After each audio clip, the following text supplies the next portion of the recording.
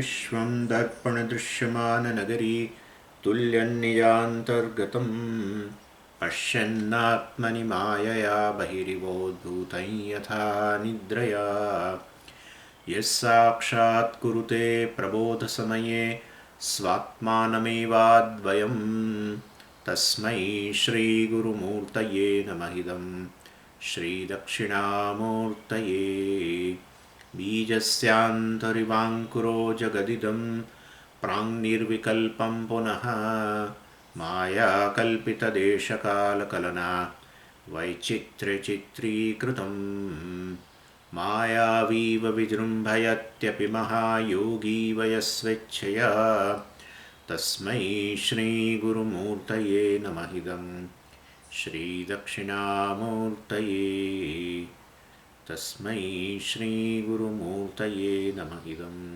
श्रीदक्षिणामूर्तये। ॐ सहना भवतु सहनौ भुनक्तु सह वीर्यङ्करवावहै तेजस्विनावधीतमस्तु मा विद्विषावहै। ॐ शान्तिः शान्तिः शान्तिः। सदाशिवसमारम्भां शङ्कराचार्यमध्यमाम् अस्मदाचार्यपर्यन्तां वन्दे गुरुपरम्पराम्। ॐ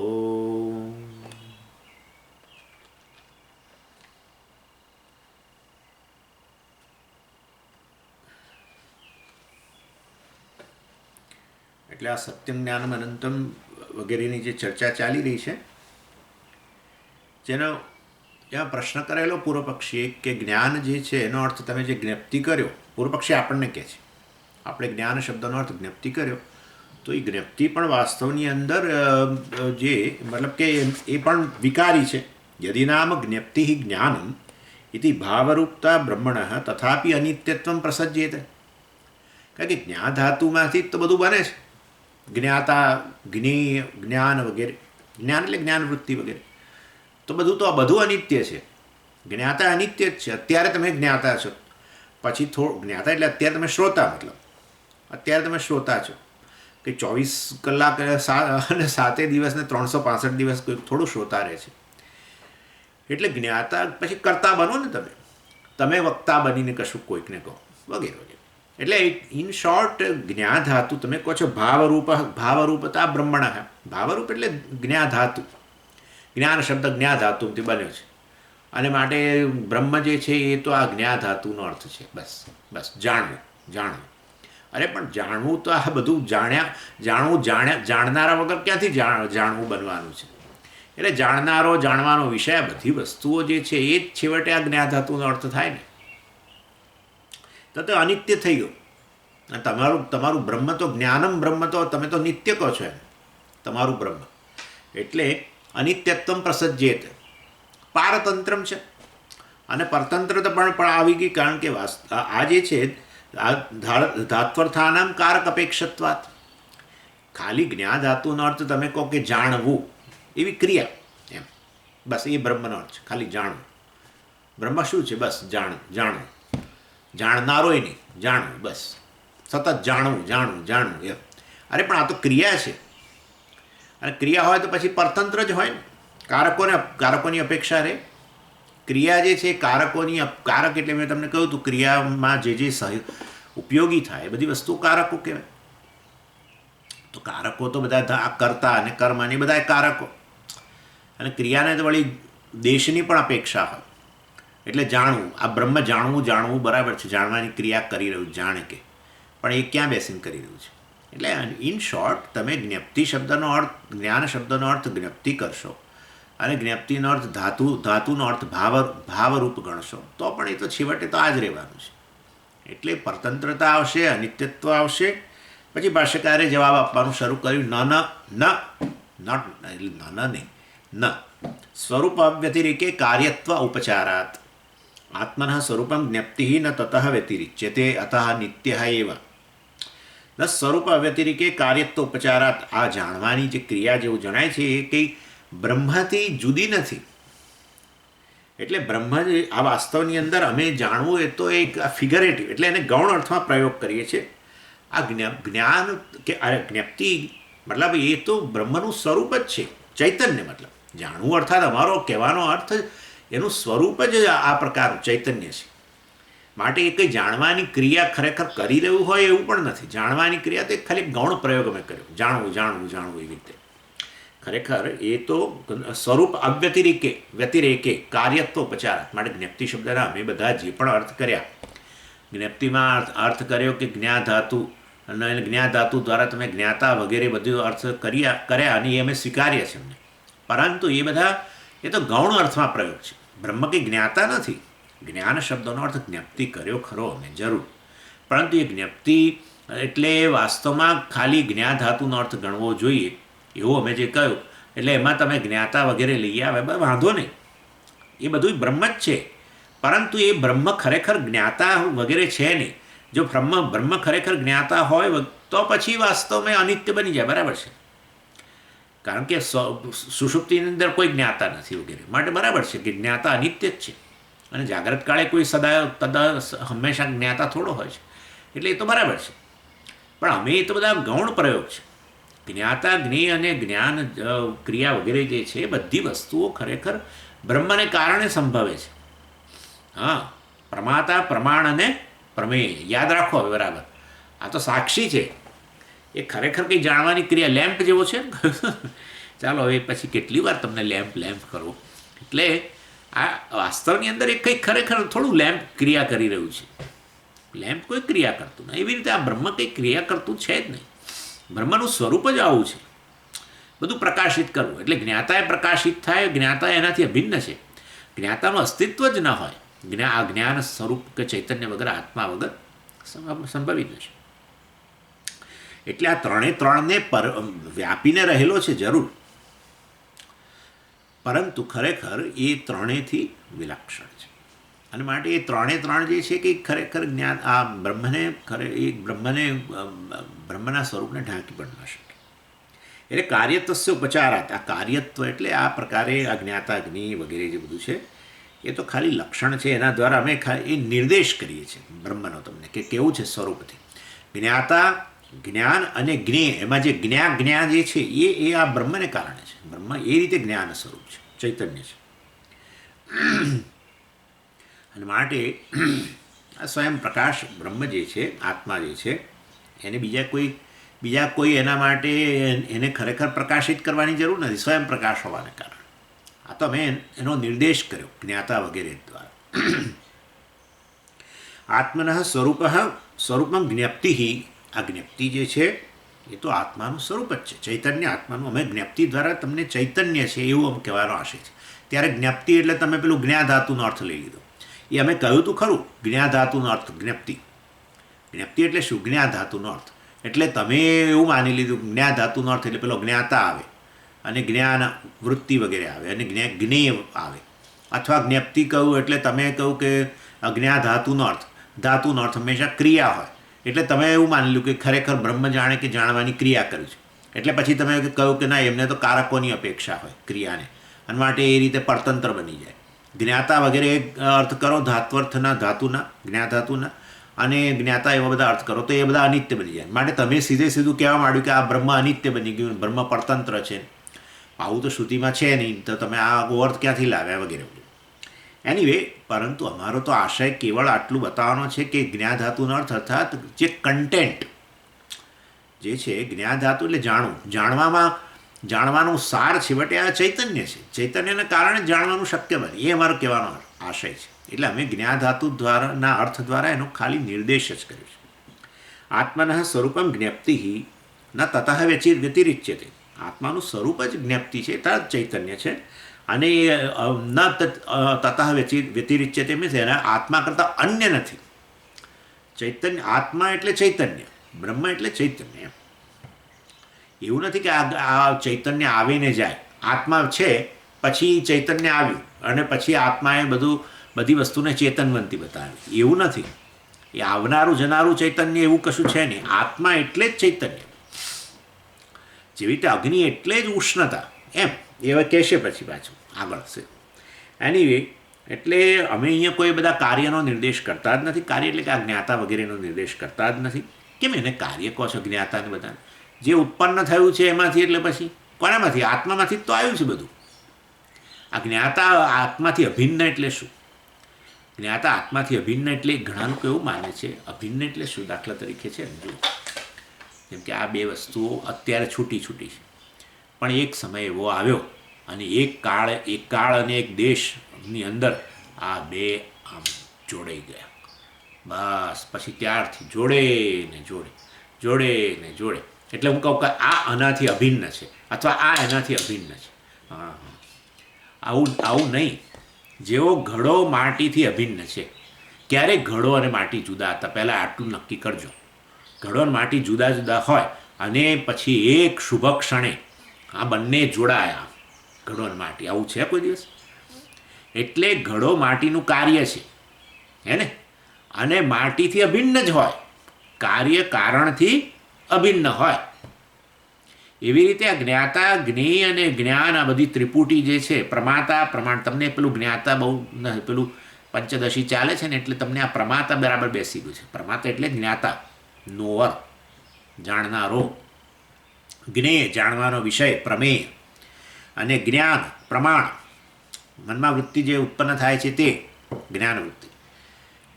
એટલે વાસ્તવની અંદર આ ત્રણ જે છે એ તો આ આત્માના કાર્ય છે. સમગ્ર અંતઃકરણ જ એમાંથી આવ્યું છે ને. બરાબર જોડો હવે બધી વસ્તુઓ. અંતઃકરણ શેમાંથી આવ્યું છે? આત્મામાંથી. અંતઃકરણ આત્મામાંથી આવ્યું છે. અંતઃકરણ એટલે શું? સૂક્ષ્મ શરીર. સૂક્ષ્મ શરીર અને સ્થૂળ શરીર એ જગત ખરું? હા, જગત ખરું. તો જગત ક્યાંથી આવ્યું છે કહો? સમજ, જગત તો માયામાંથી આવ્યું છે. ઓકે, માયા બ્રહ્મથી અભિન્ન છે કે ભિન્ન છે? અભિન્ન છે. તો પછી બ્રહ્મમાંથી જ આવ્યું એવું કહેવાય ને. બ્રહ્મની જે અભિવ્યક્તિ, આ જગત જે છે એ જ માયા છે, બીજું કશું નથી. માયા આ વ્યક્ત બની એને આપણે જગત કહીએ છીએ. અને માટે વ્યક્ત જગત પણ શું છે? માયા. વ્યક્ત થયેલી માયા જગત. એટલે જગત એ વાસ્તવમાં માયા જ છે. હું આવું જાણી જોઈને કહું છું. અને એ માયા શેનાથી અભિન્ન છે? બ્રહ્મથી. તો પછી જગત શેનાથી અભિન્ન છે? બ્રહ્મથી. પતી ગયું. જેવી રીતે ઘડો માટીથી અભિન્ન છે, એવી રીતે જગત વાસ્તવમાં બ્રહ્મથી અભિન્ન છે. થઈ ગયું ને? માટીમાંથી ઘડો આવ્યો છે, માટે બ્રહ્મમાંથી જગત આવ્યું છે. આવું ક્યાં કહ્યું? બ્રહ્મમાંથી જગત આવ્યું છે. આ કરોડો જગ્યાઓએ કહ્યું, કરોડો અબજો જગ્યાએ કહ્યું ઉપનિષદમાં. યતો વા ઇમાની ભૂતાની જાયંતે યેન જાતાની જીવંતી યત પ્રયંતી અભિસંબિશંતી તદ બ્રહ્મ. ઇનફેક્ટ બ્રહ્મનું લક્ષણ જ આપ્યું, જગત કારણમ બ્રહ્મ. એટલે આ સમજો કે એવું આપણે પછી શું થાય છે? આ બધી એટલા માટે કહેવું પડે છે. પેલું પાછું લેમ્પ આવે, યાદ આવે ને પાછો આપણને તો. એટલે પેલો લેમ્પ જુદો અને પેલી નર્તકી જુદી, પેલા રાજા જુદો, પેલા ઓડિયન્સ જુદું. એટલે બે જુદું. ખાલી આ તો પ્રકાશિત કરવાનું કામ કરે. લેમ્પ પ્રકાશક, બસ, અને એમ પ્રકાશિત કરે. પેલું જુદું, એ એની જાતે આવે ને જાતે જાય. એ નર્તકી જતી રહે અને આવે એ ખરે, પણ આ લેમ્પ પ્રકાશિત કરતો હોય. એટલે આપણને થાય કે આત્મા એવો લેમ્પ જેવો, એટલે પ્રકાશક. પેલા બધા આવે ને જાય. અને આવું બોલીએ છીએ ખરા, આવે ને જાય. પણ આવે બ્રહ્મમાંથી, લેમ્પમાંથી આવે. આ એટલે ઉદાહરણમાં હું આટલી મર્યાદા ખરી ભાઈ. તમે મને કહો કે ઉદાહરણમાં બધા જ અંશો આમાં થવા જોઈએ, બધા મેચ થવા જોઈએ, એવું જો કોઈ દિવસ વિચાર્યું તો માનજો કે ક્યાંય જોજોનો દૂર ફેંકાઈ જશો. કેટલાક અંશની અંદર જ ઉદાહરણના કેટલાક અંશમાં જ સમાનતા હોય, બધા અંશમાં સમાનતા કદી ન હોય. એ વસ્તુ વિચારી લેવાનું.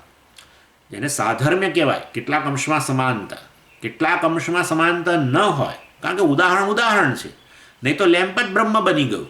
બધા અંશમાં સમાનતા હોય તો તમે લેમ્પ છો. તમે લેમ્પ હોય તો તમને કોઈ ખરીદવા આવશે, તમારે ઇલેક્ટ્રિકની દુકાનમાં બેસવું પડશે. હા, તમને કોઈ ખરીદવા આવશે ને, કારણ કે લેમ્પ લોકો ખરીદવા આવે. એટલે સામે હું તો લેમ્પ જેવો બધી રીતે થવો જોઈએ, તો પછી તો તમને દુકાનમાં બેસાડવા પડશે. હા, સમજો આ વસ્તુ. એટલે છે ને, આ થોડુંક જરા વિચારવાનું આ બધી વસ્તુ, કે કંઈક અંશમાં ઉદાહરણ. તમે ઉદાહરણ કેમ આપો છો? કંઈક અંશમાં સમાનતા માટે જ ઉદાહરણ અપાય ને. બધા અંશમાં સમાનતા હોય તો મારે કહેવાની ક્યાં જરૂર છે કે તમે લેમ્પ છો? તમે જાણો જ છો કે હું લેમ્પ છું, અને મારે ઇલેક્ટ્રિકની દુકાનમાં જઈને બેસવાનું છે. મને જરા કે ખોખામાં પેક કરીને મૂકી દો, એટલે કોઈ સારી રીતે પછી મને લઈ જાય, સારો ભાવ આપી. આવું કદી વિચારવાનું નહીં. કોઈક અંશમાં જ સમાનતા હોય એટલે તો આટલા બધા ઉદાહરણો રાખીએ છીએ. ક્યાંક રજ્જુ સર્પ કામ લાગે ને ક્યાંક ઘડો માટી કામ લાગે ને કોઈ જગ્યાએ પેલી શુક્તિકા રજત કામ લાગે ને બધું અલગ અલગ જગ્યાએ અલગ અલગ કંઈક અંશમાં જ સમાનતા હોય. એનીવે એટલે અહીંયા લેમ્પ મેં કહ્યો છે ખરો આપણે પંચદશીમાં લેમ્પ, પણ આ જરાક થોડુંક આગળ વિચારવાનું. હા, કાર્ય કયું? કાર્ય એટલે બધું આવ્યું છે એમાંથી જ, પણ એ તો માયામાંથી આવ્યું, પણ માયા બ્રહ્મથી અભિન્ન માટે ખરેખર બ્રહ્મમાંથી જ આવ્યું એમ કહો તોય વાંધો નથી. બ્રહ્મ એ રીતે જગતનું કારણ, માયા થકી જગતનું કારણ, માયાની જ અભિવ્યક્તિ કરી એ પરમેશ્વરે, એનું નામ જગત, બીજું શું તારે? એટલે તો બધું માયિક છે, એટલે જ કહીએ છીએ માયિક છે, બધું મિથ્યા છે, એ તો ક્યાંથી કહેવાય. ચાલો, એટલે આ રીતે જ્ઞાતા જ્ઞેય અને જ્ઞાન બધું મિથ્યા છે, જ્ઞાન વૃત્તિ બધું. એટલે એ તો એ જ અંતઃકરણ, બીજું શું થાય? અંતઃકરણ એટલે આ અંતઃકરણ એટલે તો પેલો જાગનારો ને પેલો જાગ્રત પુરુષ ને બધો વિષયો જગતના અને બધી વૃત્તિઓ, એ જ અંતઃકરણ વળી પાછું સ્વપ્ન પુરુષ અને સ્વપ્નના વિષયો ને સ્વપ્નની વૃત્તિઓ બધી જે પણ. એટલે એ અંતઃકરણથી અન્ય કશું છે જ નહીં. અંતઃકરણના જ આ બધું વસ્તુઓ છે. સમજીએ, અંતઃકરણ ને બહારનું જગત નથી, બહારનું જગત ખરું, પણ અંતઃકરણ જ્ઞેય વસ્તુ એટલે જાગ્રત કાળના વિષયો જે છે એ છેવટે જ્ઞેય છે ને, જ્ઞેય વૃત્તિના રૂપમાં જણાય છે ને, એમ એ રીતે. એટલે વાસ્તવમાં આત્માનું જે સ્વરૂપ જે છે એ જ્ઞપ્તિ છે. ન તતઃ વ્યતિરિચ્યતે, આત્માથી અન્ય નથી. એવું નથી કે આ ચૈતન્ય કે જ્ઞાન જે છે અવર જવર કરે છે. કયું શું સમજાઈ રહ્યા છીએ આપણે, શું ચાલી રહ્યું છે એ ખબર છે ને? સત્યમ જ્ઞાનમ અનંતમ બ્રહ્મ, પેલો જ્ઞાન શબ્દ વિશેના બધા પૂર્વ પક્ષો અને એનો જવાબ અપાઈ રહ્યો છે. અને માટે આ જ્ઞપ્તિ જે છે એને કાર્ય વાસ્તવમાં ન કહેવું જોઈએ, અર્થાત અજ્ઞાતા વગેરે ન કહેવું જોઈએ, તેનું સ્વરૂપ જ છે. અને એ ખાલી આર્ગ્યુમેન્ટ માટે અમે નથી કહેતા એ જ્ઞપ્તિ કે જ્ઞાન સ્વરૂપ કે ચૈતન્ય તમે જ છો. એનું અર્થાત લક્ષણ અમે કહ્યું, પણ લક્ષણ દ્વારા લક્ષ્ય તમે છો, જ્ઞપ્તિ લક્ષણ બને છે. પછી કહ્યું તથાપિ બુદ્ધેઃ ઉપાધિલક્ષણાયાઃ ચક્ષુરાદિ દ્વારૈઃ વિષયાકાર પરિણામિન્યાઃ ये શબ્દાદિ આકાર ઉભાસાઃ તે આત્મવિજ્ઞાનસ્ય વિષયભૂતાઃ ઉત્પદ્યમાનાઃ એવ આત્મવિજ્ઞાનેન વ્યાપ્તાઃ ઉત્પદ્યન્તે. અને પછી ભાષ્યકારે જે વસ્તુ સમજાઈ જે મેં તમને કહી, બુદ્ધેઃ ઉપાધિલક્ષણાયાઃ ચક્ષુરાદિ દ્વારૈઃ વિષયાકાર પરિણામિન્યાઃ, અર્થાત આ બુદ્ધિના જ બધા જે બુદ્ધિના જે બધા વિકારો અર્થાત વિવિધ વૃત્તિઓ જે છે જેને આપણે ઉપાધિ જ કહી શકીએ, કારણ કે એ બુદ્ધિના ધર્મોનો આપણે જે વૃત્તિઓ ઉત્પન્ન થાય છે એનો ક્ષના પર આરોપ કરીએ છીએ, આત્મા પર આરોપ કરીએ છીએ. એ જ વાસ્તવની અંદર એ જ બુદ્ધિ બધા વિષયના આકારની પરિણામ અર્થાત વિષયના આકારની વૃત્તિ ઉત્પન્ન થાય. શેના દ્વારા? જુદા જુદા વિષય આકાર વૃત્તિ જન્મે, બધી ઇન્દ્રિયો વગેરે દ્વારા. શબ્દાકાર વૃત્તિ શેના દ્વારા જન્મે? કર્ણ દ્વારા. રૂપાકાર વૃત્તિ શેના દ્વારા જન્મે? ચક્ષુ દ્વારા. એમ એટલે એ બધી વિવિધ પ્રકારની વૃત્તિઓ જે છે બુદ્ધિની ઉત્પન્ન થાય છે, જેના જુદા જુદા વિષયો હોય છે. અને એ બધી વાસ્તવમાં એ જુદી જુદી ઇન્દ્રિયો દ્વારા આ બુદ્ધિ બહાર જઈને વૃત્તિના રૂપમાં જુદા જુદા વિષયોનો સંપર્ક કરતી હોય છે. એ બધા કોના વિષયો બને છે? ચૈતન્યના જ વિષયો બને છે. અને ચૈતન્યથી જ વ્યાપ્ત છે, બુદ્ધિ જ ચૈતન્યથી વ્યાપ્ત છે ને. ચૈતન્યમાં ઝબકોળીને બહાર આવી છે એવું કહેવાય. એટલે પેલું કેમ પેલું કે આ ઘડો છે એ ઘડો કરતાં પેલું સારું આપણું આભૂષણ. હા, આભૂષણ સોનામાં ઝબકોળીને બહાર આવ્યું, સોનું જ છે એમ.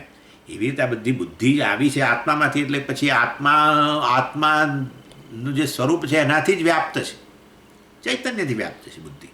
એટલે તો આ જળહળ થાય છે ને. બુદ્ધિ તમારી કેવી જળહળે છે, કેટલું બધું જ્ઞાન બુદ્ધિમાં ઉત્પન્ન થાય છે. હવે આખા બધા બુદ્ધિના જે વિષયો છે બધા ઘડો દાખલા તરીકે શબ્દ કે આ બધું બુદ્ધિમાં અંતઃકરણમાં બધું પ્રકાશિત થાય છે ને. તમારા કર્ણ દ્વારા પ્રકાશિત થાય છે મારા શબ્દો, પણ જાય છે ક્યાં? બધું છેવટે પ્રકાશિત ક્યાં થાય છે? અહીંયા બુદ્ધિમાં. તો આ બધું પ્રકાશિત થાય છે બુદ્ધિમાં, વિવિધ વિષયો બધા શબ્દ સ્પર્શ રૂપ રસ ગંધ બધા પ્રકાશિત થાય છે. કયા પ્રકાશથી પ્રકાશે છે તમે વિચારો? આ કે ટ્યુબલાઇટનો પ્રકાશ તો અંદર જઈને એ શબ્દને ભાષિત કરી શકે ને. એટલે એ તો આત્મવિજ્ઞાન, આ આત્મા જે સ્વયં પ્રકાશ છે એનાથી જ વ્યાપ્ત છે બુદ્ધિ. અને માટે બુદ્ધિની બધા વૃત્તિઓ અને બધા વિષયો પણ એનાથી જ વ્યાપ્ત છે. અને માટે અને એ રીતે એ બધા ચૈતન્યના જ વિષયો બને છે, એ રીતે કહેવામાં આવે છે. ચાલો, તસ્માદ આત્મવિજ્ઞાન ભાષ્યાશ્ચ વિજ્ઞાન શબ્દ વાચ્યાશ્ચ તે ધાત્વર્થભૂતા વિક્રિયારૂપા આત્મન એવ ધર્મા ઇતિ અવિવેકીભિ પરિકલ્પ્યન્તે.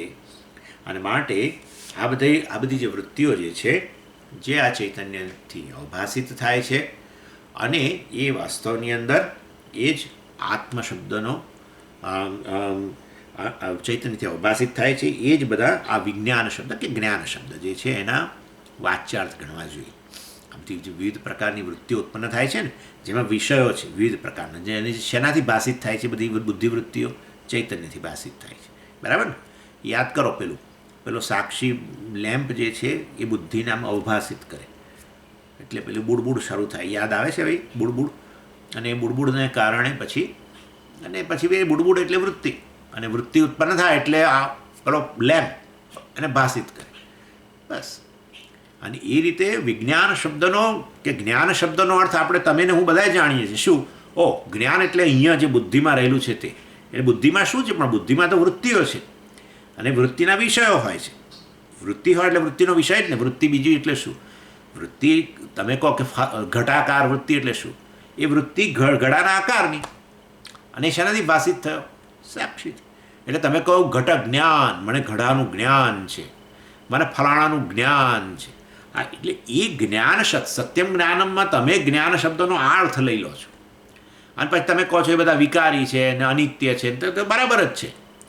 પણ અમારો તો કહેવાનો આશય એ છે કે આ વૃત્તિઓ બધી જે જ્ઞાન બની જાય છે, ઘટાકાર વૃત્તિ ઘટ જ્ઞાન બની ગયું, અને શબ્દાકાર વૃત્તિ શબ્દ જ્ઞાન બની બુદ્ધિમાં, તો એ બધું જ્ઞાન શેના આધારે બને છે? અમે કહીએ છીએ પેલો સાક્ષી બેઠો છે ને લેબ, એનાથી ભાષિત થાય છે. એ જ્ઞાન શબ્દનો વાસ્તવિક અર્થ છે, એને અમે લક્ષ્યાર્થ કહીએ છીએ.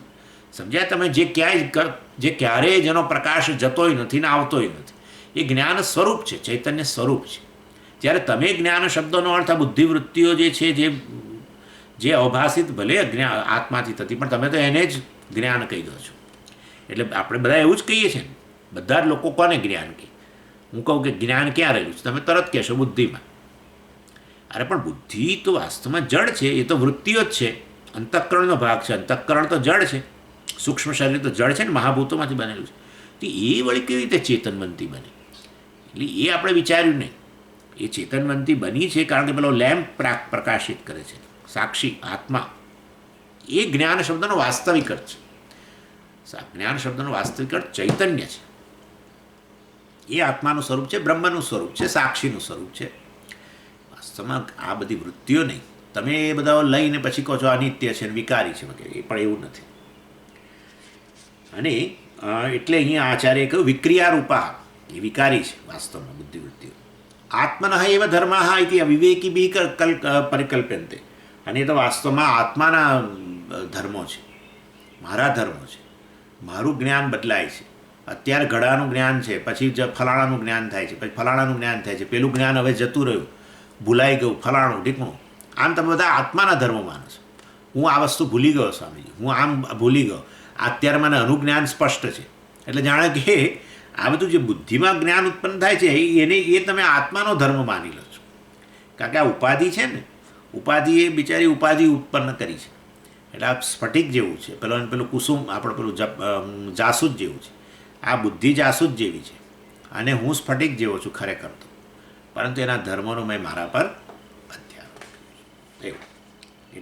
એટલે આચાર્યએ બહુ પહેલાં કહી દીધું, બુદ્ધિ જેને છે એના માટે એવું. આચાર્ય કહ્યું બુદ્ધેહે ઉપાધિ લક્ષણાયા બુદ્ધેહે. આવું બુદ્ધિ જેને ઉપાધિ કહેવી જોઈએ. ઉપાધિ લક્ષણાયા એટલે વાસ્તવમાં જેને ઉપાધિ કહેવી જોઈએ. લક્ષણ એટલે એની વ્યાખ્યા, મતલબ કે બુદ્ધિને જ આપણે ઉપાધિ કહેવી જોઈએ, કારણ કે પોતાના ધર્મનો આ સાક્ષી પર અધ્યારોપ. ચાલ પછી કહે છે યત્તુ બ્રહ્મણ વિજ્ઞાનમ તત્સવિતૃ પ્રકાશવત અગ્નિ ઉષ્ણત્વ વચ્ચે બ્રહ્મ સ્વરૂપ અવ્યતિરિક્તમ સ્વરૂપમેવ તન્ન કારણાંતર સવ્યપેક્ષમ નિત્ય આત્મ સ્વરૂપત્વાત. એટલે યત્તુ બ્રહ્મણ વિજ્ઞાન, બોલો આ બ્રહ્મનું જે જ્ઞાન આવું કહે છે, બ્રહ્મનું જે જ્ઞાન જે છે તત્ સ્વરૂપમેવ, બ્રહ્મનું જ્ઞાન છે ને વળી, બ્રહ્મ જ જ્ઞાન, બ્રહ્મ જ ચૈતન્ય, એ તો વાસ્તવમાં એનું સ્વરૂપ છે, અવર જવર કરનારું નથી. બ્રહ્મનું જ્ઞાન અવર જવર કરનાર નથી, બ્રહ્મમાં રહેલું ચૈતન્ય અવર જવર કરતું નથી. એ ચૈતન્યનું સ્વરૂપ છે. તો પણ તમે છઠ્ઠી વિભક્તિ શું કરવા વાપરી? બ્રહ્મનું જ્ઞાન, આ નોનીનું ના એટલે છઠ્ઠી વિભક્તિ. તમે પછી આવું તમે વચ્ચે આવું બધું મૂકો તો પછી એટલે આ તો પેલા ભાઈ આ છઠ્ઠી વિભક્તિ છે ને પેલા શેના જેવી છે? અગ્નિની ઉષ્ણતા અને સૂર્યનો પ્રકાશ, બસ એના જેવું ગણવાનું.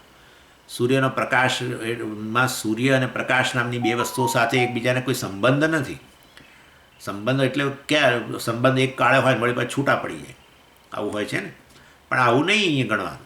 અવર જવર કરનારું નથી આ ચૈતન્ય. અહીંયા બ્રહ્મનું જ્ઞાન કે બ્રહ્મનું ચૈતન્ય એવું કહો તમે, એનો અર્થ તમારે એવું નહીં ગણવાનું કે બે વસ્તુઓ છે ને એનો સંબંધ છે. અહીંયા બ્રહ્મ જ ચૈતન્ય છે, કોઈ અવર જવર થતી નથી. જેમ અગ્નિમાં ઉષ્ણતા કોઈ દિવસ અવર જવર કરે? સાંભળ્યું કોઈ દિવસ અગ્નિની ઉષ્ણતા અવર જવર કરતી હોય? આવું પહેલાં અગ્નિને પ્રગટાવવાની જરૂર ખરી, અગ્નિને ગરમ કરવાની જરૂર ખરી? પાણીને ગરમ કરવું પડે, કારણ કે પાણીનો સ્વભાવ કે સ્વરૂપ ઉષ્ણતા નથી, તો શીતળતા છે. તો એને તમારે ગરમ કરવું પડે. પણ અગ્નિને ગરમ કરવાની જરૂર ના પડે, અગ્નિને પ્રગટ કરવાની જરૂર પડે. પ્રગટ કરો લાઇટર કે જેનાથી, પણ પ્રગટ થયા પછી કે ઊભા રહો, હમણાં પાણીનું પેલું એની પર તપેલી મૂકશો નહીં, પહેલાં અગ્નિનું ગરમ કરી લો. ઉષ્ણતા અને અગ્નિ જોડે જ જાય. ભલે ને તમે આવું કહો અગ્નિની ઉષ્ણતા, ભલે આવું તમે આવું વાપરો ખરા, આવો શબ્દ પ્રયોગ કરો ખરા, પણ અગ્નિની ઉષ્ણતા એટલે એવું અગ્નિ અને ઉષ્ણતા વચ્ચે સંબંધ. જેમ દશરથના પુત્ર રામ, એટલે દશરથ અને રામ જુદા જુદા તો થયા જ ને ભાઈ. તો ના નોનીનું ના સંબંધ એટલે બે વસ્તુ તમે હોય જ ને મિનિમમ. એવું અહીંયા નહીં ગણવાનું. આને ઔપચારિક ષષ્ઠી કહેવામાં આવે છે, સંબંધ ષષ્ઠી નહીં, ઔપચારિક ગૌણ. આ લોકો પેલો આપણા છે ને શાસ્ત્રમાં એક ઉદાહરણ આપે, રાહો શિરઃ, રાહુનું મસ્તક. અલા ભાઈ રાહુ જ મસ્તક છે, રાહુનું મસ્તક નહીં, આવા જ્યોતિષશાસ્ત્ર. એનીવે એટલે અગ્નિની ઉષ્ણતા કે એવી રીતે સવિતાનો સૂર્યનો પ્રકાશ એ પણ એવું જ છે. સૂર્ય જ પ્રકાશ છે. સૂર્યનો પ્રકાશ એટલે શું? સૂર્ય અને પ્રકાશ વચ્ચે જાણે સંબંધ થયો એક કાળે, અત્યારે જોડે છે, વળી પાછા પેલો પ્રકાશ એને છોડીને જતો રહેશે, એવું નહીં. એવી રીતે આ બ્રહ્મનું જ્ઞાન એટલે નહીં ભાઈ, જ્ઞાનમ બ્રહ્મ એટલે અમે એ તમને સમજાવી રહ્યા છીએ કે બ્રહ્મ જ જ્ઞાન એનું કે ચૈતન્ય એનું સ્વરૂપ છે. એટલે અહીંયા કહ્યું તદન કારણાંતર સવ્યપેક્ષમ. જુઓ, જે જેનું સ્વરૂપ હોય, કેવું સરસ આચાર્ય, જેનું સ્વરૂપ હોય એનું કોઈ દિવસ કારણ ના હોય. હા, જળ ગરમ છે કારણ કે એનું કારણ છે અગ્નિ, એને અગ્નિથી આપણે ગરમ કર્યું છે. પણ અગ્નિ ગરમ છે કારણ કે ગરમ છે, બીજું શું કહો? અગ્નિ ગરમ છે કારણ કે ગરમ છે, દેટ્સ ઓલ. એટલે જે એનું સ્વરૂપ એના માટે એવી રીતે બ્રહ્મમાં રહેલું ચૈતન્ય એના માટે કોઈ કારણ નથી, એનું સ્વરૂપ જ છે. સ્વરૂપથી બ્રહ્મ સ્વયં પ્રકાશ છે. જ્યારે બાકીની બધી વસ્તુ અથવા એની ઉષ્ણતામાં, અરે બ્રહ્મના અસ્તિત્વ માટે પણ કોઈ કારણ નથી, એ એનું સ્વરૂપ જ છે. સત્યમ આપણે જોઈ ગયા તો સત્યમ ને જ્ઞાનમ. સત્યમ એટલે જેનું અસ્તિત્વ સ્વયં છે. બ્રહ્મના અસ્તિત્વ માટે કોઈ કારણ નથી, જગતના અસ્તિત્વ માટે કારણ છે. અવકાશ છે. કીત ખબર પડી તમને અવકાશ? મને ખબર છે, હા મને ખબર છે, આ રહ્યું મને ખબર છે, એવું બધું બોલો ને. એટલે તમારા વગર અવકાશનું અસ્તિત્વ સિદ્ધ નથી થતું. તમે એટલે ચેતન, મતલબ ચૈતન્ય. એટલે જગતનું અસ્તિત્વ ચૈતન્યના અસ્તિત્વને આભારી છે. પણ ચૈતન્ય છે, હું ચેતન છું, ચાલો. કારણ કે અંદર સ્વામીજી એક કશુંક પેલું અગ્નિ પ્રગટ્યો હોય ને એવી રીતે કશુંક પ્રગટેલું છે, એટલે પેલી આમ ચેતનતા પ્રગટ થઈ છે. એવું કશું નથી, તમારું સ્વરૂપ છે. એટલે સ્વરૂપ માટે કોઈ કારણ ન હોય. એટલે તમારું અસ્તિત્વ તમે છો, હું છું, કારણ હું છું. ઓ સ્વામીજી, હું છું કારણ કે છે ને હું મારી જાતને આ આંખથી જોઈ શકું છું, અથવા હું છું કારણ કે હું મારી જાતને કાનથી સાંભળી શકું છું. ક્લિપ છે, ઓ તરત કહેવું પડશે હા, કારણ કે આંખથી દેખાય છે. બરાબર. પણ હું છું, આ ક્લિપ છે જવા દો, હું છું કારણ કે મારી જાતને હું જોઉં છું આંખથી, મારી જાતને હું કાનથી સાંભળું છું, મારી જાતને હું સ્પર્શું છું. અરે એ તો શરીરને સ્પર્શો છું, હું તો ચેતનની વાત કરું તમને. એ કોઈ પ્રમાણ જ્ઞાનના સાધનો વગર સિદ્ધ છે, સમજ્યા? આ ક્લિપ છે કારણ કે આંખ છે, આંખ ન હોય તો ક્યાં પછી ક્લિપ? બીજી ઇન્દ્રિય વગર વાસ્તવમાં તમે સિદ્ધ ન કરી શકો કશી વસ્તુ છે. પણ હું છું, કોઈ જરૂર નહીં, બસ હું છું. એટલે ઇન્દ્રિયો ગેરહાજર હોય તો પણ તમે છો ખરા. ભલે તમે હું છું એવું બોલી ના શકતા હો, હું છું બોલવા માટે પાછું મન જોઈએ છે, એ બરાબર છે. પણ તમને ખાતરી તો છે કે તમે ઊંઘમાં છો. એ ખાતરીને કારણે જ ઊંઘવા જાઓ છો, યાદ રાખજો. જો એવું હોય, કોઈક વ્યક્તિને એવું થઈ જાય ને કે આ ઊંઘવા હું આજે જઉં છું, સવાર ઊભો નહીં થવું, સવારે બહાર નહીં આવું, તો ના જાય લોકો, તો ઊંઘે જ નહીં, ના ઊંઘે. કેટલા એક મહાત્મા એવા હતા કે એમને એવું થઈ ગયું હતું ઋષિકેશમાં. એમને છે ને બહુ ડાયાબિટીસ, હા, માખણ મિશ્રી ખાઈ ખાઈને મજા નહીં. એટલે એમને ડાયાબિટીસને એમાં પેલું શું કહે છે, પેલું થઈ ગયું, ગેંગ્રીન થઈ ગયું. હવે તો પગ કાપવો પડે એટલી સ્થિતિ આવી ગઈ હતી, એટલું બધું. અને આપણે કઈ માખણ મિશ્રી કેમ ખાવશો તમે મહારાજ, આ બધું છોડી દો. અરે હું તો મહાત્મા છું, માલપુઆ દૂધપાક તમારે ખાવો જ પડે. મહાત્માનું લક્ષણ છે ખાવાનું, માલપુઆ દૂધપાક. એટલે હું મહાત્મા છું તો મારે ખાવું તો પડે જ ને, એમ કે. એટલે અલા ભાઈ ખાવાની વૃત્તિ છે એમ કહો ને, હું મહાત્મા છું શું કરા જોઉં? ના, મહાત્મા એટલે તો આ માલપુઆ ખાવા જ પડે, એ ક્યાં વાત. પણ એની ગેંગ્રીન થઈ ગયું એટલે એમને પગ કાપવાનો હતો. હવે તો પછી તો પેલી શીશી સુંઘાડવી, આપણે કહીએ ક્લોરોફોર્મ આપવું પડે. ક્લોરોફોર્મ એટલે અનકોન્શિયસ તમે આમ બેભાન થઈ જાઓ. એમને મનમાં એવું બેસી ગયેલું કે જો હું એવું આજુ એકવાર આપણે બેભાન થઈએ ને તો પાછા આવીએ ખરા, ના આવીએ ભાનમાં. આવું કંઈક એમને એવો કોઈ કંઈક બેસાડી દીધેલું, પાછા આવીએ ખરા, ના આવીએ. ફલાણા જો ફલાણાને આવું થયું હતું, હા, એટલે તમે વિચારજો, શીશી લેશો નહીં, સૂંઘશો નહીં. ફલાણાને આવું થયું હતું કે ગયા ને પછી બેભાન કર્યા ને એમને ડૉક્ટરે, પછી ભાનમાં જ ના આવ્યા. આવું કોઈક એમને કહ્યું. એટલે હવે આ પગ કાપવું પડે. એટલે ડૉક્ટરે કહ્યું ભાઈ તમને સૂંઘાડવી તો પડશે. તો કે ના, હું તો એ તો લઉં જ નહીં, ક્લોરોફોર્મ તો મને સૂંઘાડશો જ નહીં. અરે પણ આ કાપવો તો પડશે ને પગ, તમારે કરવું જ પડશે. તો તમે એમને એમ કાપો.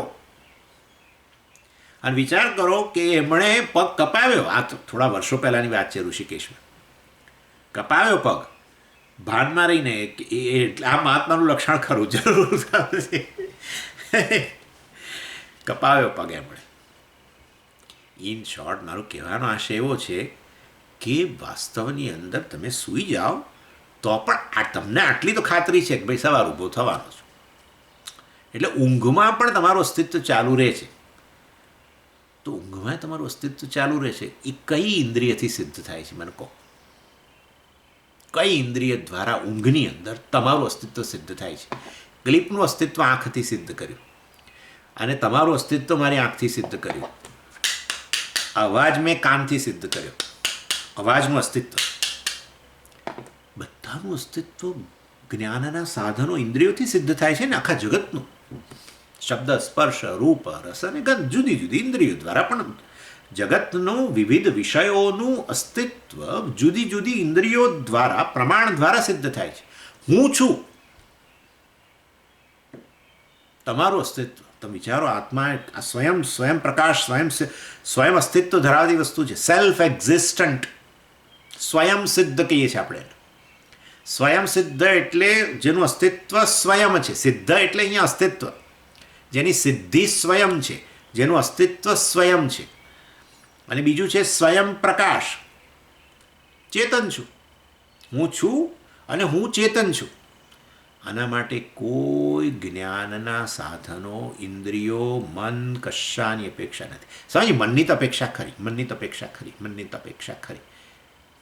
એ મનનો પ્રકાશક છે. મનથી પ્રકાશિત થતો હોય તો મન દ્વારા એ પ્રકાશિત થયો માટે તમે કહો કે હા, એનું અસ્તિત્વ મન દ્વારા સિદ્ધ થયું. વાયા પંચદશી, હવે વાયા પંચદશી નક્કી કરો. તમે લેમ્પ છો, નર્તકી લેમ્પનું અસ્તિત્વ સિદ્ધ કરે છે કે નર્તકીને પ્રકાશિત કરનાર લેમ્પનું અસ્તિત્વ સ્વયં છે? તમે નક્કી કરો. એટલે અને હવે ફરી પાછું સુષુપ્તિમાં જાઓ. ઊંઘી ના જશો, સુષુપ્તિને સમજો એમ કહું છું, ઊંઘી ના જશો. સુષુપ્તિમાં જાઓ તમે તો તૈયાર જ છીએ. અમને તો આમે આ સમજી, આ ક્લાસ આવે છે ને, આ પર્ટિક્યુલર તૈત્તિરીયનું આવે છે ને, ત્યારે તમને આવું જ થાય છે કે ક્યાં વળી આ શરૂ કર્યું સવારના બપોરના. અંતઃકરણ સૂતેલું છે કે નહીં? સુષુપ્તિમાં સૂતેલું છે, બરાબર. અંતઃકરણ જાગતું હોય અને તમે ઊંઘી ગયા આવું હોય. જાગનારો સૂઈ ગયો એટલે શું? એનું અંતઃકરણ સૂઈ ગયો. જાગનારો પુરુષ બીજું કશું છે જ નહીં. અહમવૃત્તિ જ સૂઈ જાય છે ને. અહમવૃત્તિ એ શું છે? મન નથી તો બીજું શું છે? અહંકાર સૂઈ ગયો ને, એ તો આપણે કહીએ છીએ. એટલે મન પણ સૂતું છે, ઇન્દ્રિયો સૂતી છે, અને છતાંય તમારું અસ્તિત્વ છે કે નહીં ત્યાં નક્કી એ એટલું જ કહો મને. જાગીને કહો છો તમે જરૂર, પણ તમે હતા હાજરે તો તમે નક્કી થાય છે ને. હું જ સૂતો હતો રાત્રે અને હું જ જાગ્યો એમ કહો છો કે નહીં? હા. તો મતલબ ઊંઘ દરમિયાન તમે ત્યાં હાજર ખરા કે નહીં? હા. હવે કયા મન અને કઈ ઇન્દ્રિયો દ્વારા એ વસ્તુનું અસ્તિત્વ સિદ્ધ થાય છે? મને કહો. ઊંઘની અંદર તમારું અસ્તિત્વ છે જ. એટલે તમારું અસ્તિત્વ ઇન્દ્રિય અને મન વગર પણ સ્વતંત્ર છે. એને સ્વતઃ સિદ્ધ કહેવાય. જે પ્રમાણથી સિદ્ધ છે એ જગત છે બધું. જે આત્મા છે એ પ્રમાણ વગર સિદ્ધ છે. સિદ્ધ માટે સ્વતઃ સિદ્ધ કહેવાય. અને માટે યાદ રાખો એટલે તમે કેમ આમ કરો છો? તમારું મૃત્યુ નથી. જેનું અસ્તિત્વ સ્વતંત્ર હોય એનું અસ્તિત્વ કદી મટે જ નહીં. સમજાય છે આ વસ્તુ કે નથી સમજાતી? જે સ્વતઃ સિદ્ધ છે, જે અસ્તિત્વ સ્વરૂપ જ કહેવાય. સ્વતઃ સિદ્ધ એટલે શું? જે હંમેશા છે ને છે જેમ. તો હંમેશા છે તો પછી એનું મૃત્યુ કેવી રીતે થાય? કેવી રીતે થાય કહો? મૃત્યુ એટલે શું? મારું અસ્તિત્વ જતું રહેશે એમ કે. અરે પણ તમે તો અસ્તિત્વ સ્વરૂપ છો. કશા પર તમારું અસ્તિત્વ આધારિત જ નથી. જેના પર આધારિત હોય એ વસ્તુ જતી રહે તો તમારું અસ્તિત્વ જતું રહે. આ પણ જતું રહેશે ને. આ પણ શેનું અસ્તિત્વ જતું રહેશે? શરીરનું, મનનું, ઇન્દ્રિયનું. ચાલો બધું જતું રહેશે અને જાય છે સુષુપ્તિમાં. આ કશુંય નથી હોતું. તો હાજર તો તમે હો છો ને ત્યાં. બસ મતલબ કે એ બધા અવર જવર કરનારા જે છે એ હોય કે ના હોય, તમે સ્વતઃ સિદ્ધ વસ્તુ છો, સ્વયં અસ્તિત્વ ધરાવો છો. ઇન શોર્ટ છેવટે એટલે આ રૂપમાં જાણવાનું છે. હા, અસ્થિ ઠીક છે. હવે અસ્થિ ભાતિ પ્રિયમ. બ્રહ્મને આત્માના રૂપમાં જાણવાનું છે. કારણ કે બધાનું અસ્તિત્વ એકબીજા પર આધારિત બનતું જશે. આનું અસ્તિત્વ પેલા રબર પેલું શું પ્લાસ્ટિક પર, પ્લાસ્ટિકનું અણુઓ પર, ને અણુઓનું અસ્તિત્વ પરમાણુ, ને પરમાણુનું અસ્તિત્વ બીજા એના કરતાં નાના પાર્ટિકલ પર, બીજા કણો પર. એનું અસ્તિત્વ છેવટે પછી પેલો શું છે ને કહીએ આપણે જુદા એના ખ્યાલના રૂપમાં, કન્સેપ્ટ હે ને. અહીંયા પછી તો બહાર કશું ના, અહીંયા પછી બધું વિજ્ઞાનમાં આવી જાય. વિજ્ઞાનમાં એટલે બધું સંકલ્પ, બધા જુદા પ્રકારના ખ્યાલ. ખ્યાલ કોના પર આધારિત? ચેતન પર આધારિત, એનાથી અભિન્ન. એટલે બધાનું અસ્તિત્વ છેવટે અહીંયા આવીને ઊભું રહેશે. કોઈ પણ વસ્તુનું અસ્તિત્વ છેવટે કરતાં અહીંયા આવીને ઊભું રહી જશે. અને હું કેવો છું? સ્વતઃ સિદ્ધ છું, સ્વયં અસ્તિત્વ. એટલે બ્રહ્મને આત્માના રૂપમાં જ જાણવું પડે. બ્રહ્મને સમજીએ અહીંયા બ્રહ્મ તો છે જ ને, આ છે ને ભાઈ, પણ આમાં અસ્થિ રહેલું છે ને એ બ્રહ્મ છે. ઓકે, બરાબર છે. એ શરૂઆત બધું બરાબર છે. બધામાં રહેલું છે પણ હું બ્રહ્મ છે, બરાબર છે. બધાનું અસ્તિત્વ બ્રહ્મને આભારી છે, પણ બ્રહ્મ છેવટે આત્માના રૂપમાં જાણવું. સમજ્યા? ચાલો, માટે આ બ્રહ્મને ન કારણાંતર સવ્યપેક્ષમ, આ એ નિત્ય આત્મ સ્વરૂપ છે, અર્થાત નિત્ય છે. નિત્ય થઈ ગયું, શું થયું તારે?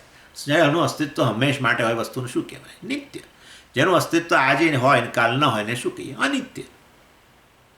અને એ નિત્ય છે અને આત્મા છે, એ જ ચેતન છે, એ જ સ્વયં સિદ્ધ છે, એ જ સ્વયં પ્રકાશ છે, એ જ સત્ય છે, એ જ જ્ઞાન છે, અનંત છે, અનંત છે. બધાનું અસ્તિત્વ સિદ્ધ કરે છે, બધા એનાથી અભિન્ન છે. દેશ કાળ અને સમગ્ર જગત એનાથી અભિન્ન છે. કાળને સમાવીને રહેલો છે, દેશને સમાવીને રહેલો છે, જગતને સમાવીને રહેલો છે. માટે કેવો છે? અનંતમ. સત્ય છે, અસ્તિત્વ સ્વરૂપ છે, જ્ઞાન સ્વરૂપ છે, ચૈતન્ય સ્વરૂપ છે, અને કેવો છે? અનંત છે. સત્યમ જ્ઞાનમ અનંતમ બ્રહ્મ. આવા તમે છો. અને માટે વાસ્તવની અંદર એ કશા પર આધારિત નથી, બધું એના પર આધારિત છે, બધું એના પર આધારિત છે. અસ્તિત્વ માટે, પ્રકાશિત થવા માટે, બધા માટે. એટલે આ રીતે આ વસ્તુને અહીંયા સમજાવી. એટલે એનું સત્યત્વ, એનું અસ્તિત્વ બીજેથી આવતું નથી, એને પ્રકાશિત બીજા કોઈ કરી શકતું નથી. આ બધા પ્રકાશમાન જગતના પદાર્થો, સૂર્ય, ચંદ્ર અને અગ્નિ, ફલાણા, કોઈ એને પ્રકાશિત કરી શકતા નથી. એનાથી આ બધા પ્રકાશે છે. ન તત્ર સૂર્યો ભાતિ ન ચંદ્ર તારકમ નેમા વિદ્યુતો ભાંતિ કુતોયમ અગ્નિ. ત્યાં સૂર્ય ભાષિત થતો નથી, ત્યાં એટલે આત્મામાં સૂર્ય ભાષિત થતો નથી, અર્થાત આત્માને સૂર્ય પ્રકાશિત કરી શકતો નથી, એમ કહેવાનો આશય છે. આત્માને વિષય બનાવી શકાતો નથી જ્ઞાનનો. કોના માટે? સૂર્ય એને પોતાનો વિષય ન બનાવી શકે.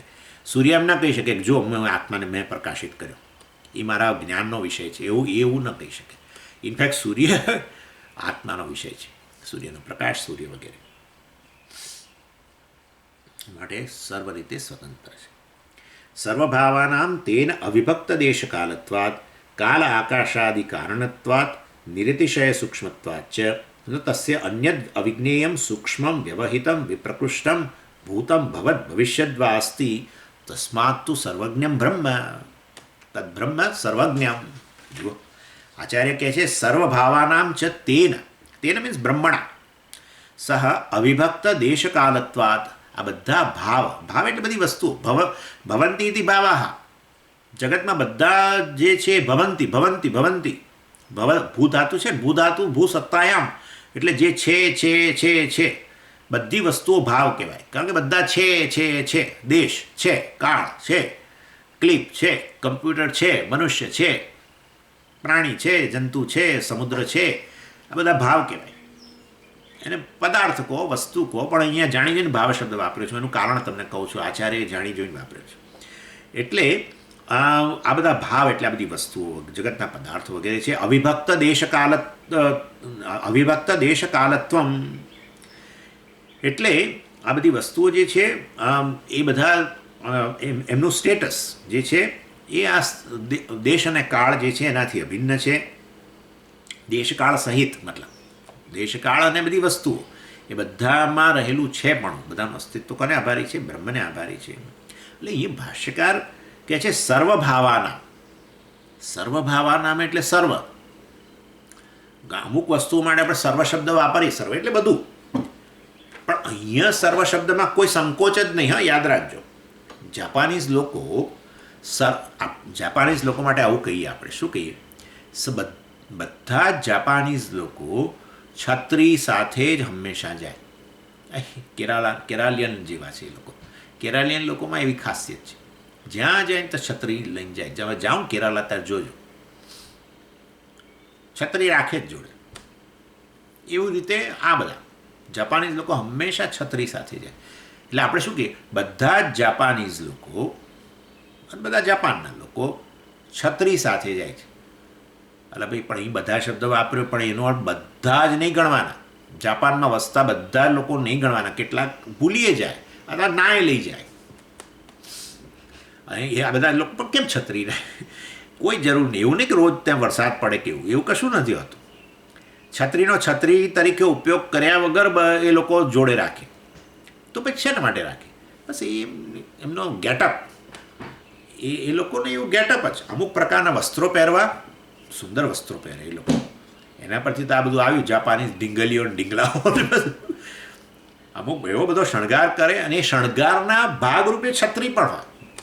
છત્રીનો છત્રી તરીકે ઉપયોગ કરવા માટે નહીં, શણગાર માટે. એવું છે. એટલે જેમ આ બ્રિટિશ લોકોમાં હોય છે ને, બધા પેલી હેટ પહેરીને ફરે. અમુક પ્રસંગમાં અમુક હેટ, પછી બીજા પ્રસંગમાં બીજા પ્રકારની હેટ, ત્રીજા પ્રસંગમાં ત્રીજા પ્રકાર, એવું બધું જાતનું હોય છે એ લોકો હેટ. પણ તો કેટલાય લોકો ના પહેરે, કેટલા બ્રિટિશરો એવું. એટલે બધા શબ્દ વાપરો તમે, બધા જાપાનીઝ લોકો, પણ તોય ભાઈ એમાં તો બધા નહીં થાય.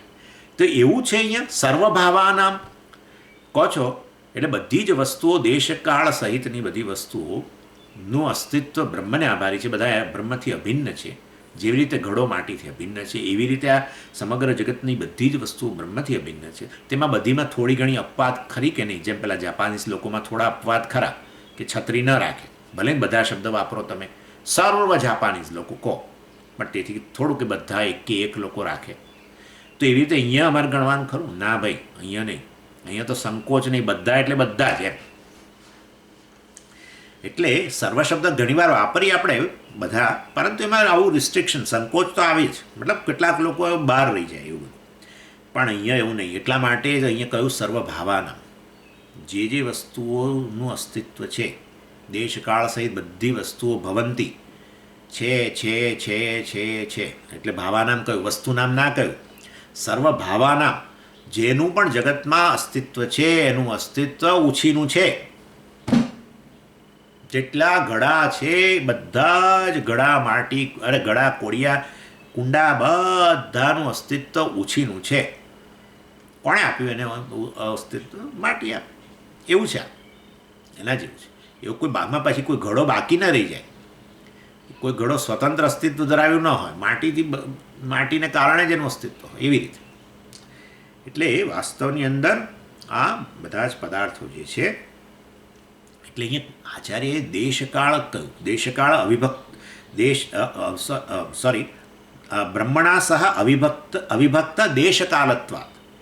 એટલે બધી જ વસ્તુઓ જે છે એ બધા વાસ્તવની અંદર દેશ અને કાળથી એમનું અસ્તિત્વ પહેલાં આ રીતે ગણો. આ બે ભાગ પાડી દઈએ.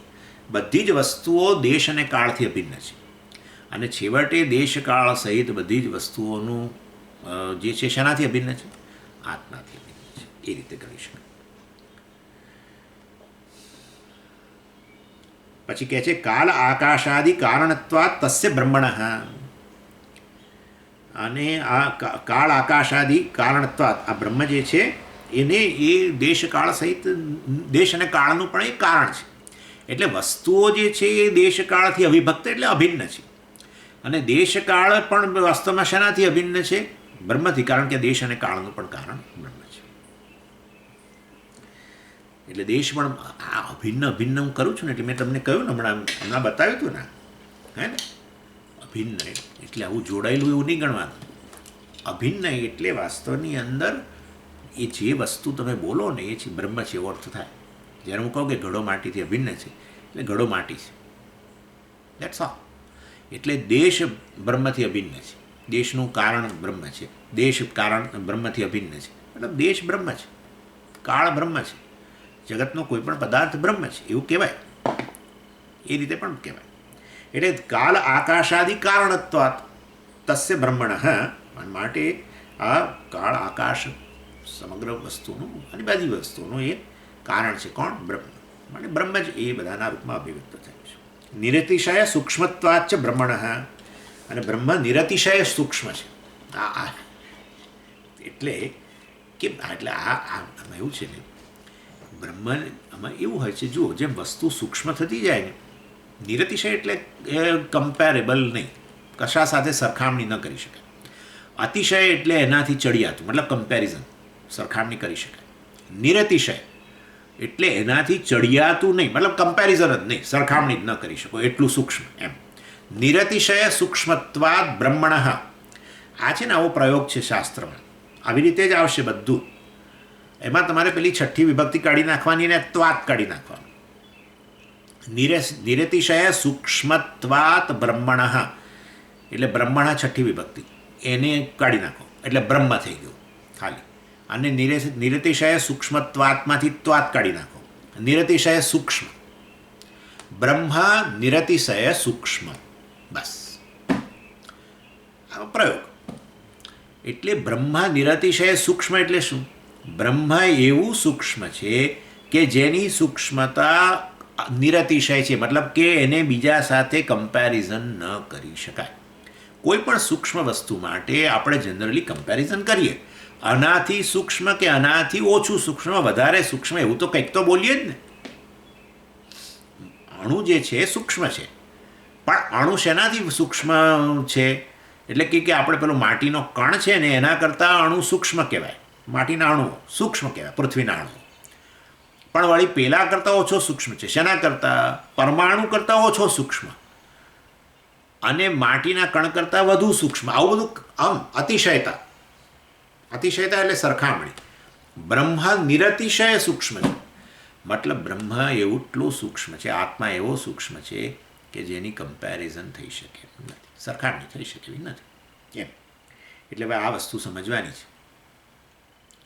એવું હોય જેમ વસ્તુ સૂક્ષ્મ થતી જાય ને એમ વધારે ને વધારે વ્યાપક બનતી જાય. જેમ વસ્તુ સૂક્ષ્મ થતી જાય એમ એક જ્ઞાનનો વિષય ન બની શકે. એને જેમ વસ્તુ સૂક્ષ્મ બને એમ એ જ્ઞાનનો વિષય બનવાની ક્ષમતા ગુમાવે. જ્ઞાનનો વિષય ન બની શકે. એટલે નિરતિશય સૂક્ષ્મ કહ્યું. એટલે બ્રહ્મ એટલું સૂક્ષ્મ છે કે જેની સરખામણી નથી થઈ શકે. મતલબ કે અત્યંત સૂક્ષ્મ હોય તો પછી એ ક્યારેય જ્ઞાનનો વિષય બની શકે નહીં. એક. અને મેં બીજી વસ્તુ કહી તમને, જે સૂક્ષ્મ હોય જેમ સૂક્ષ્મ થાય એમ વ્યાપક થતું જાય. આકાશ અને પૃથ્વીની અંદર સૂક્ષ્મ શું? આકાશ. વ્યાપક શું? આકાશ. જ્ઞાનનો વિષય બનવાની ક્ષમતા કોણે ગુમાવી? પૃથ્વીએ કે આકાશે? આકાશે. આકાશ જ્ઞાનનો વિષય ન બની શકે. તમે મને એવું ન કહી શકો સ્વામીજી હું આંખથી આકાશ જોઉં છું. શક્ય જ નથી. આપણે ચર્ચા થઈ ગઈ છે, લગભગ થઈ ગઈ છે. હું એવું માનું છું થઈ ગઈ છે. મને યાદ નથી કયા ક્લાસમાં થઈ, પણ થઈ ગઈ છે. હા, આકાશ ક્યારેય તમારી આંખથી તમે જોઈ ન શકો. આકાશ જેમાં રંગ હોય એ વસ્તુ દેખાય. આ વસ્તુ છે આંખનો વિષય બને. આકાશ તો નિરંગ છે. આકાશને સાક્ષી ભાષ્ય કર્યું, સાક્ષીથી ભાષિત થાય છે.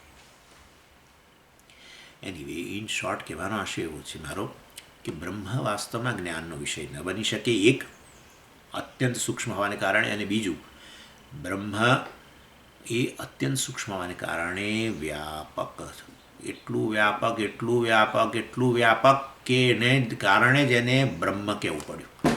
સર્વવ્યાપી બની ગયું. કારણ કે એની સૂક્ષ્મતા કોઈ રીતે કમ્પેરિઝન થઈ શકે, માટે એનાથી વધુ સૂક્ષ્મ કશું છે નહીં. અણોહો અણિયાન એવું કહ્યું ને ત્યાં ઉપનિષદમાં. અણોહો અણિયાન, અણુ કરતાં પણ વધુ અણુ. સૂક્ષ્મ મતલબ અણુ એટલે સૂક્ષ્મ, સૂક્ષ્મથી પણ વધુ સૂક્ષ્મ. એટલે એના કરતાં વધુ વ્યાપક કશું હોય જ ન શકે. સમજી ગયા? આકાશ જે છે સૂક્ષ્મ છે, પણ આકાશ જ કરતાં પણ વધુ વ્યાપક. આકાશને આપણે કમ્પેરિઝન કરીએ છીએ સૂક્ષ્મતા માટે. આકાશ કરતાં વાયુ ઓછો સૂક્ષ્મ છે. હા, આકાશ કરતાં વધુ સૂક્ષ્મ શું ખબર છે?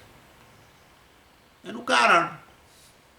હા, કારણ જ વધારે વ્યાપક હોય ને એ રીતે પણ ગણવી શકો, સરળ. એટલે અહીંયા આચાર્ય કહ્યું દેશકાળનું પણ કારણ છે. માટે દેશ આકાશ કરતાં પણ એ વધુ દેહનું કારણ બ્રહ્મ એના કરતાં વધુ સૂક્ષ્મ અને વધુ વ્યાપક.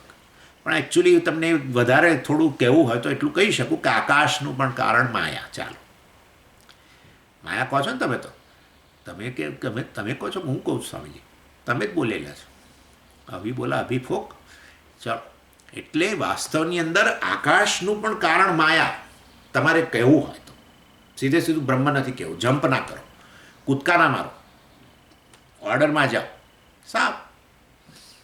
તો આકાશ કરતાં માયા વધુ વ્યાપક, માયા કરતાં બ્રહ્મ વધુ વ્યાપક. આવું ક્યાં કહ્યું?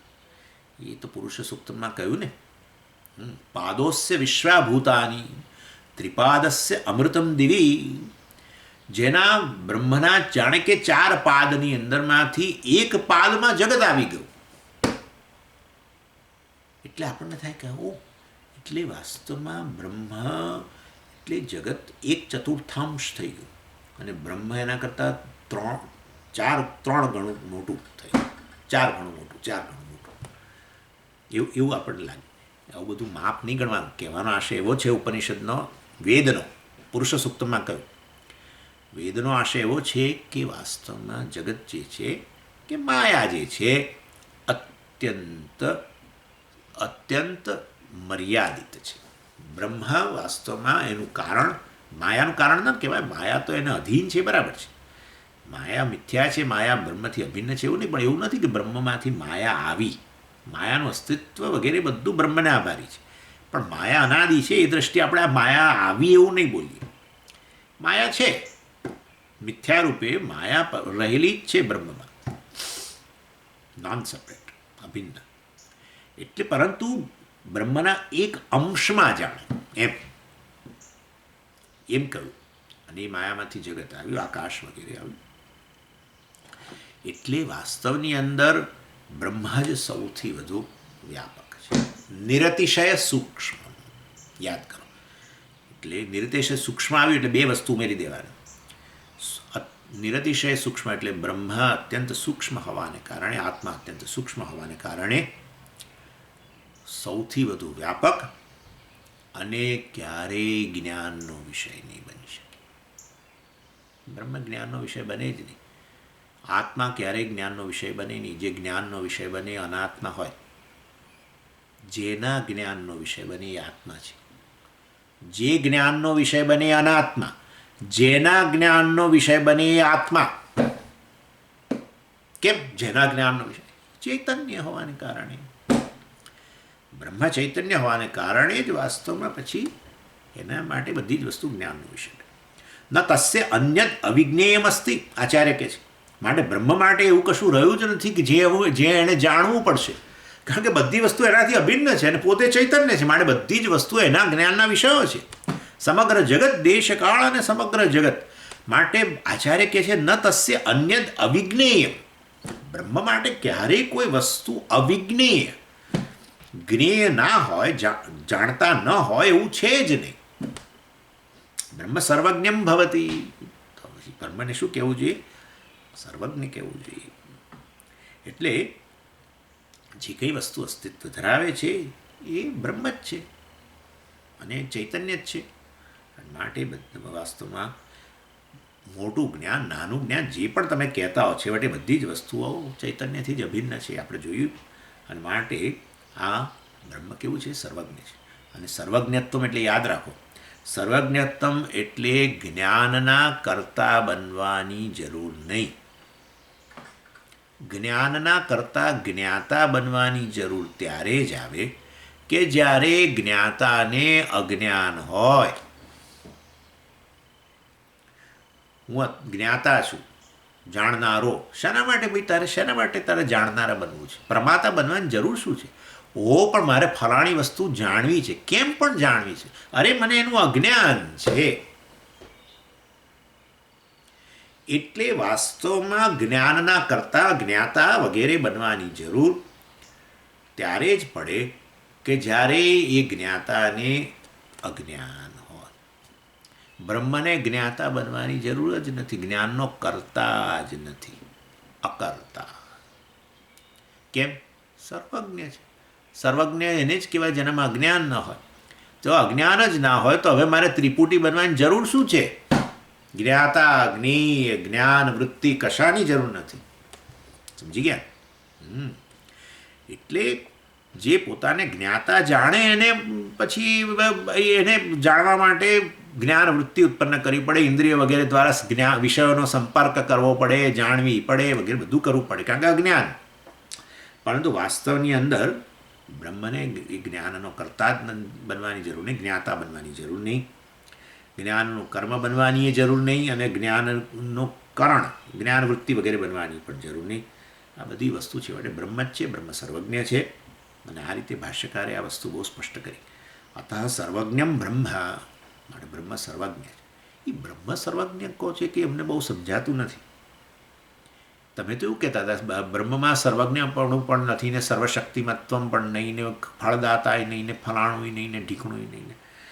હા બરાબર છે, એ અમે બધું કહેતા હતા ખરા, પણ હવે પાછું અત્યારે અમે આવું એ કહીએ છીએ. કેમ આવું બધું નાટક કરો છો? સારું, આવતી વખતે જોઈશું. ઓમ પૂર્ણમદ પૂર્ણમિદમ પૂર્ણાત પૂર્ણમુદચ્યતે પૂર્ણસ્ય પૂર્ણમાદાય પૂર્ણમેવાવશિષ્યતે. ઓમ શાંતિ શાંતિ શાંતિ. હરિ ઓમ શ્રી ગુરુભ્યો નમઃ. હરિ ઓમ.